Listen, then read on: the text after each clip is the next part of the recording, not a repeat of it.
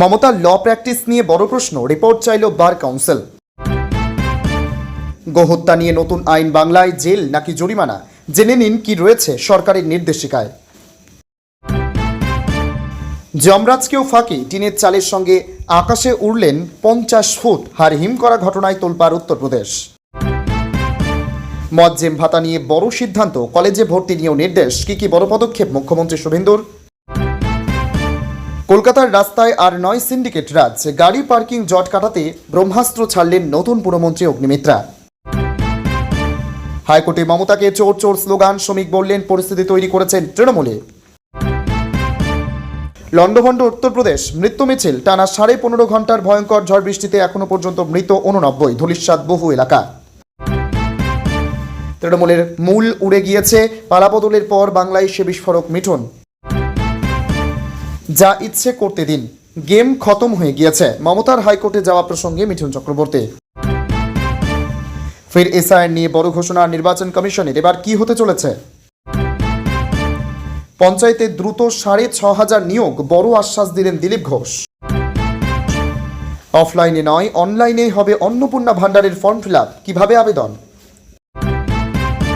তৃণমূলের পার্টি অফিসে বুলডোজার, ভেঙে গুড়িয়ে দেওয়া হলো গড়িয়ার ক্লক টাওয়ারও। স্লিপ দেখিয়ে মনের মতো টাকা তোলা বন্ধ, পার্কিং নিয়ে বড় পদক্ষেপ পুরমন্ত্রী অগ্নিমিত্রার। ধর্মীয় স্থানে তার স্বরে মাইক বাজানোয় নিষেধাজ্ঞা, বৈঠকে পুলিশকে কড়া নির্দেশ মুখ্যমন্ত্রীর। বাড়ির সামনে আবর্জনা, ছবি তুলে পাঠালেই সাফ, কিভাবে জানালেন পুরমন্ত্রী অগ্নিমিত্রা। সুদসহ বেতন ফেরানোর প্রক্রিয়া শুরু, ঘুম উড়েছে অযোগ্য চাকরিহারাদের। এবার বঙ্গে 5 টাকায় মাছ ভাত, বড় ঘোষণা দিলীপ ঘোষের। নবান্নে পুলিশ আধিকারিকদের সঙ্গে বৈঠকে মুখ্যমন্ত্রী, শনিবার যাবেন ডায়মন্ড হারবার। শুভেন্দুর নির্দেশের পরেই অ্যাকশন, মালদহের ভারত বাংলাদেশ সীমান্তে শুরু জমি অধিগ্রহণের প্রক্রিয়া। অন্ধকার করে দেব, জেল খাটাবো এই মুখ্যমন্ত্রীকে, সরকার আসতে না আসতেই চরম হুমকি কল্যাণের। এতক্ষণ শুনছিলেন সংবাদ শিরোনাম, এবার আসছে বিস্তারিত খবরে। ভিডিওটি ভালো লাগলে লাইক করুন এবং আমাদের ইউটিউব চ্যানেলটি সাবস্ক্রাইব করুন। স্লিপ দেখিয়ে মনের মতো টাকা তোলা বন্ধ, পার্কিং নিয়ে বড় পদক্ষেপ পুরমন্ত্রী অগ্নিমিত্রার। পার্কিংয়ের ছবি দেখা যায়, শুধু তাই নয়, গাড়ি দাঁড় করালেই কোনো ব্যক্তি হাতে স্লিপ নিয়ে ছুটে আসছেন, এই ছবিও পরিচিত। অনেক ক্ষেত্রে এইসব পার্কিং বেআইনিভাবে চলছে বলে অভিযোগ উঠেছে একাধিকবার। শুধু তাই নয়, এই স্লিপগুলোর কোনো বৈধতা নেই বলে অভিযোগ ওঠে। এবার সেই দাপাদাপি বন্ধ করতে উদ্যোগী রাজ্য। কি নির্দেশ পুরমন্ত্রীর? পুরমন্ত্রী হিসেবে দায়িত্ব নিয়ে একের পর এক পদক্ষেপ করছেন অগ্নিমিত্রা পাল। এবার তার নজর কলকাতা শহরের পার্কিংয়ের দিকে। তিনি সাফ জানিয়ে দিলেন, রাস্তার দুধারে পার্কিং করা যাবে না, পথচারীদের অসুবিধা হয় এমনভাবে পার্কিং থাকবে না। আর আজ বৃহস্পতিবারই এ বিষয়ে নোটিশ দেওয়া হবে বলে বিধানসভায় দাঁড়িয়ে জানিয়েছেন অগ্নিমিত্রা। তিনি বলেন, আজই নোটিশ দিচ্ছে, রাস্তার দুপাশে অবৈধভাবে পার্কিং বন্ধ হবে। যেদিকে পার্কিং করার কথা নয় সেখানে কোনো গাড়ি থাকবে না, মানুষের সুবিধা হবে। এছাড়া বিভিন্ন জায়গায় ফেক পার্কিং স্লিপ দিয়ে টাকা তোলা হয়, যে টাকা রাজস্ব দপ্তরে আসে না, সেই স্লিপ দিয়ে টাকা তোলা যাবে না। একসঙ্গে অগ্নিমিত্রা জানিয়েছেন যে কেউ মনের মতো টাকা নিতে পারবেন না, একটা রেট চার্ট তৈরি করে দেওয়া হবে, সেই অনুযায়ী টাকা নেওয়া যাবে। উল্লেখ্য, গত বছর মাত্র 2 ঘন্টার জন্য রাস্তার ধারের পার্কিং বন্ধ করার নির্দেশ দিয়েছিলেন তৎকালীন পুরমন্ত্রী ফিরহাদ হাকিম। সকাল 7টা থেকে সকাল 9টা পর্যন্ত রাস্তার ধারের পার্কিং বন্ধ করার নির্দেশিকা জারি করেছিল কলকাতা পুর নিগম। আবর্জনা পরিষ্কারের জন্য এই সিদ্ধান্ত নেওয়া হয়। লন্ডভন্ড উত্তরপ্রদেশ, মৃত্যু মিছিল, টানা 15.5 ঘন্টার ভয়ঙ্কর ঝড় বৃষ্টিতে এখনো পর্যন্ত মৃত 89, ধূলিসাৎ বহু এলাকা। সকাল 8টা থেকে রাত 11:30, টানা 15.5 ঘন্টা প্রবল ঝড় বৃষ্টির সঙ্গে ধুলোঝড়। কয়েক ঘন্টার ভয়াবহ প্রাকৃতিক দুর্যোগে রীতিমতো লন্ডভন্ড হয়ে গেল উত্তরপ্রদেশ। লাফিয়ে বাড়ছে মৃত্যু মিছিল। সর্বভারতীয় সংবাদ মাধ্যম সূত্রে জানা গিয়েছে, সর্বশেষ পাওয়া খবর অনুযায়ী বুধবার তুমুল ঝড় বৃষ্টির জেরে কমপক্ষে 89 জনের মৃত্যু হয়েছে। উত্তরপ্রদেশের প্রশাসন জানিয়েছে, প্রাকৃতিক দুর্যোগের জেরে আরও 53 জন আহত হয়েছেন। কয়েকজনের শারীরিক অবস্থা আশঙ্কাজনক। 114 পশুও মারা গেছে এই দুর্যোগের আবহে। প্রশাসনের তরফে জানা গেছে, সবচেয়ে বেশি ক্ষতিগ্রস্ত হয়েছে প্রয়াগরাজ, এখানে 21 জনের মৃত্যু হয়েছে। সন্ত রবিদাস নগরে 14 জনের মৃত্যু হয়েছে। ফতেহপুরে 11 জনের, মির্জাপুরে 10 জনের মৃত্যু হয়েছে। ক্ষতিগ্রস্ত জেলাগুলির তালিকায় রয়েছে উন্নাও, বাদাউন, বরেলি, প্রতাপগড়। দিনভর ভারী বৃষ্টি তুমুল ঝড় ধুলোঝড়ের জেরে বহু বাড়ি ধসে পড়েছে, উপড়ে পড়েছে প্রচুর গাছ, বিদ্যুতের খুঁটিও, ক্ষয়ক্ষতি হয়েছে ফসলেরও, অধিকাংশ প্রাণহানি হয়েছে দেওয়ালে ধসে, গাছ উপড়ে পড়ে এবং বজ্রাঘাতে। মৌসুম ভবন জানিয়েছে, পশ্চিমী ঝঞ্ঝার জেরেই উত্তর ভারতের রাজ্যগুলিতে বজ্রবিদ্যুৎ সহ তুমুল বৃষ্টির সতর্কতা জারি করা হয়েছে। মুখ্যমন্ত্রী যোগী আদিত্যনাথ ইতিমধ্যেই ক্ষতিগ্রস্তদের পরিবারের পাশে থাকার আশ্বাস দিয়েছেন। দুর্যোগে নিহতদের পরিবার পিছু ক্ষতিপূরণের ঘোষণাও করেছেন। 24 ঘন্টার মধ্যে ক্ষতিগ্রস্ত পরিবারের কাছে ত্রাণের সামগ্রী পৌঁছে যাবে। গোহত্যা নিয়ে নতুন আইন বাংলায়, জেল নাকি জরিমানা, জেনে নিন কি রয়েছে সরকারের নিয়মে। গোহত্যা নিয়ে পশ্চিমবঙ্গ সরকারের নতুন বিজ্ঞপ্তি। পশ্চিমবঙ্গের বিজেপি সরকার একটি নতুন বিজ্ঞপ্তি প্রকাশ করে জানিয়েছে, অনুমোদিত স্থানীয় কর্মকর্তা ও সরকারি পশু চিকিৎসক শারীরিক সুস্থতার শংসাপত্র ছাড়া কখনোই আর গরু, ষাঁড়, মহিষ ও বাছুর সহ কোনো পশুই জবাই করা যাবে না। এই আদেশে জবাইয়ের ওপর কঠোর শর্তাবলী নির্ধারণ করা হয়েছে, যার মধ্যে রয়েছে বয়সসীমা, নির্দিষ্ট স্থান ও নির্দেশ লঙ্ঘনের জন্য শাস্তির বিধান। পশু হত্যার জন্য শংসাপত্রই বাধ্যতামূলক। বিজ্ঞপ্তি অনুসারে কোনো ব্যক্তি কোনো পশু, ষাঁড়, বলদ, গরু, বাছুর, পুরুষ ও স্ত্রী মহিষ, মহিষের বাচ্চা ও খাসি করা মহিষ জবাই করতে পারবে না। যদি কোনো সনদপত্রে সেটিকে জবাইয়ের জন্য উপযুক্ত বলে ঘোষণা করা হয়, সনদপত্রে অবশ্যই নিশ্চিত করতে হবে যে পশুটির বয়স 14 বা তারও বেশি হয়েছে, সেটি কাজ বা প্রজননের আর উপযোগী নয়, অথবা বয়স, আঘাত, বিকৃতি বা কোনো দুরারোগ্য কারণে স্থায়ীভাবে অক্ষম হয়ে পড়েছে।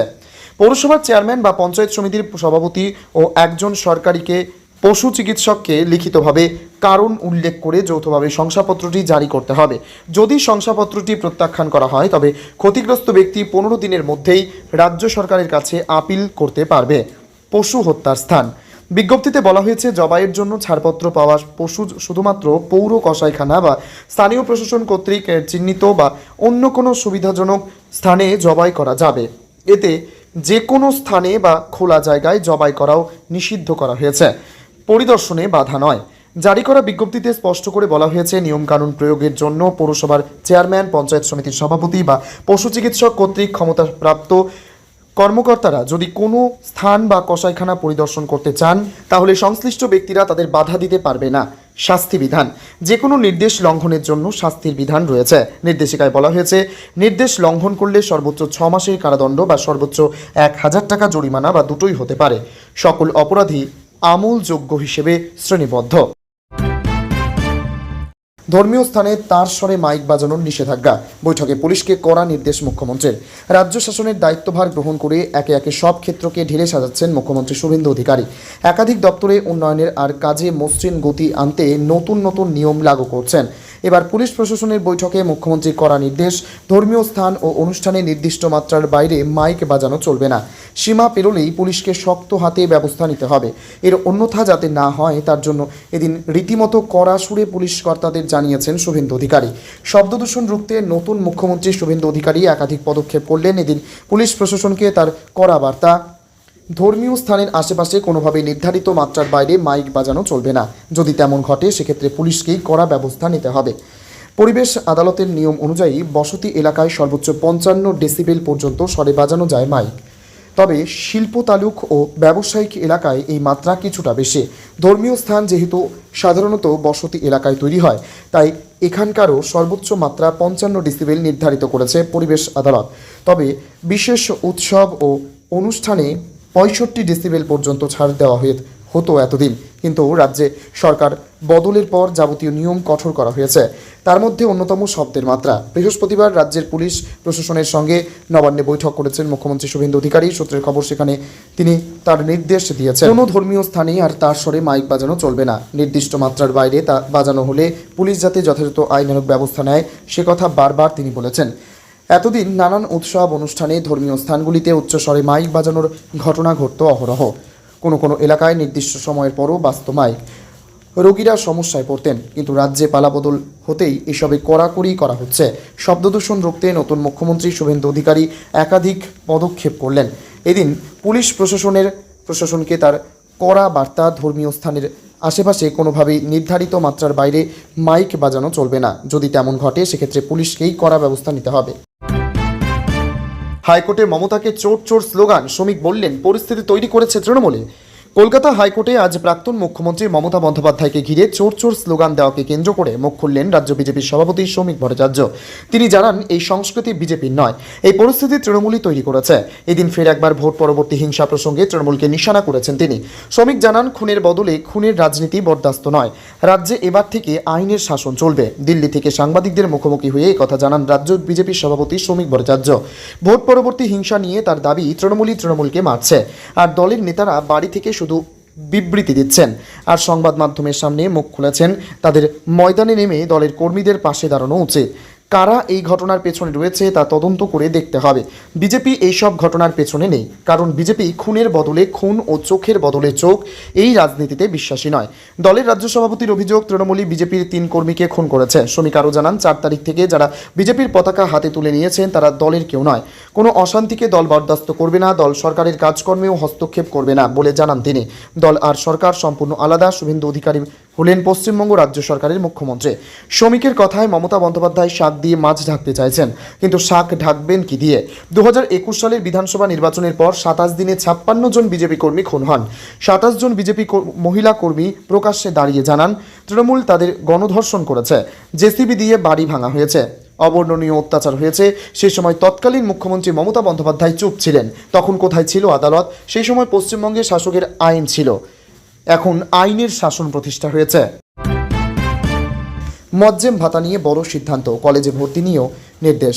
কি বড় পদক্ষেপ মুখ্যমন্ত্রী শুভেন্দুর? শপথ গ্রহণের পর থেকেই দফায় দফায় বৈঠক করছেন মুখ্যমন্ত্রী শুভেন্দু অধিকারী।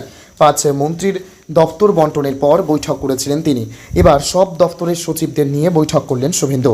বুধবার সেই বৈঠকে একাধিক গুরুত্বপূর্ণ সিদ্ধান্ত নিয়েছেন মুখ্যমন্ত্রী। শিক্ষা দপ্তরের বিশেষ নজর দেওয়ার কথা বলেছেন। এখনও মন্ত্রী ঠিক না হলেও আপাতত 2 বিধায়ককে দায়িত্ব দিয়েছেন। কি সিদ্ধান্ত মুখ্যমন্ত্রীর? আগামী সোমবার থেকেই স্নাতক স্তরের ভর্তি প্রক্রিয়া অনলাইনে শুরু করার নির্দেশ দেওয়া হয়েছে। তীব্র গরমের কারণে স্কুলের ছুটি আরও 14 দিন বাড়ানো হয়েছে। স্কুল খুলবে আগামী 1 জুন। তথ্য ও সংস্কৃতি দপ্তরের সঙ্গে যুক্ত করা হচ্ছে সাংস্কৃতিক জগতের বিধায়কদের। এই তালিকায় রয়েছেন রুদ্রনীল ঘোষ, রূপা গঙ্গোপাধ্যায়, পাপিয়া অধিকারী ও হিরণ চট্টোপাধ্যায়। শিক্ষা দপ্তরের সঙ্গে যুক্ত করা হয়েছে রাসবিহারীর বিধায়ক স্বপন দাশগুপ্তকে।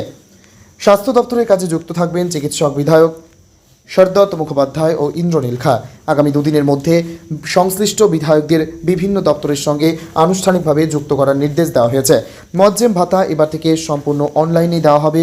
সেই পরিষেবা শুরু হচ্ছে বৃহস্পতিবার থেকে। বিএসএফের জন্য জমি হস্তান্তরের দায়িত্ব দেওয়া হয়েছে সচিব নন্দিনী চক্রবর্তীকে। খুব শীঘ্রই মুখ্যমন্ত্রী নিজে স্বাস্থ্য ও শিক্ষা দপ্তরে গিয়ে সচিবদের সঙ্গে পৃথকভাবে বৈঠক করবেন। ক্ষুদ্র শিল্প দপ্তরে কেন্দ্রীয় প্রকল্প সংক্রান্ত প্রায় 25 লক্ষ আবেদন দীর্ঘদিন ধরে পড়ে রয়েছে। দ্রুত নিষ্পত্তির নির্দেশ দেওয়া হয়েছে। জল জীবন মিশনে কল আছে, জল নেই পরিস্থিতি আর বরদাস্ত করা হবে না বলে স্পষ্ট বার্তা দিয়েছেন মুখ্যমন্ত্রী। সেন্ট্রাল ভিজিলেন্স কমিশনের নির্দেশিকা মেনে টেন্ডার ও দরপত্র প্রক্রিয়া চালানোর নির্দেশ। রাজ্যের নিজস্ব আয় বৃদ্ধির ওপরও বিশেষ জোর দেওয়ার কথা বলা হয়েছে। 6000 কর্মী নিয়োগ হচ্ছে রাজ্যে, বড় ঘোষণা মন্ত্রী দিলীপের। বিজেপি তাদের নির্বাচনী ইস্তেহার ও প্রচার আগেই বলেছিল যে কর্মসংস্থানের ওপর জোর দেওয়া হবে। এবার ক্ষমতায় আসার পরেই তারই ঝলক দেখা গেল। আজ প্রাতঃভ্রমণে সুখবর দিলেন রাজ্যের মন্ত্রী। জনসংযোগে বেরিয়ে তিনি বলেন, 6500 কর্মীকে নিয়োগ করা হবে খুব শীঘ্রই। দিলীপ ঘোষ বলেন, কথা হয়েছে বিভাগের অনেকের সঙ্গে। চাকরির নিয়োগের জন্য প্রায় 6500 শর্ট লিস্ট করা হয়েছিল। আপাতত সেইটাই তৈরি হচ্ছে। কর্মচারী নেই, সেই কারণে কাজগুলো পড়ে আছে। একজন 4টে পঞ্চায়েত দেখেন, কাজ দেরি হচ্ছে। আপাতত ক্লিয়ার করব। ক্যাবিনেটে মুখ্যমন্ত্রীকে বিষয়টা জানিয়েছি। কেন্দ্র পয়সা দেয়, সেটা কাজে লাগাতে হবে। বহু কর্মী বঞ্চিত, তাদেরটাও ধাপে ধাপে করব। কবে হবে এই চাকরি? দিলীপ ঘোষ বলেন, দেখি কবের মধ্যে করতে পারি, কারণ বিধানসভাও বসবে। পরের ক্যাবিনেট মিটিংয়ে বলবো মুখ্যমন্ত্রীকে। প্রসঙ্গত, চুক্তিভিত্তিক কর্মীদেরও চাকরি থাকবে বলে আশ্বাস দিয়েছেন পুরমন্ত্রী অগ্নিমিত্রা পাল। রাতারাতি কোনো অমানবিক সিদ্ধান্ত নেওয়া হবে না বলেও জানিয়েছেন অগ্নিমিত্রা। অপরদিকে চুক্তিভিত্তিক কর্মীদেরও চাকরি থাকবে বলে আশ্বাস দিয়েছেন পুরমন্ত্রী অগ্নিমিত্রা পাল। রাজ্যে সিভিক সহ প্রায় 5 লক্ষ চুক্তিভিত্তিক কর্মী কাজ করেন, আর পুরসভাগুলিতে হাজার হাজার চুক্তিভিত্তিক কর্মী কাজ করেন। পালা বদলের পর তারা চিন্তায় ছিলেন চাকরি থাকবে কিনা। এবার সেটা নিয়ে স্পষ্ট বার্তা সরকারের।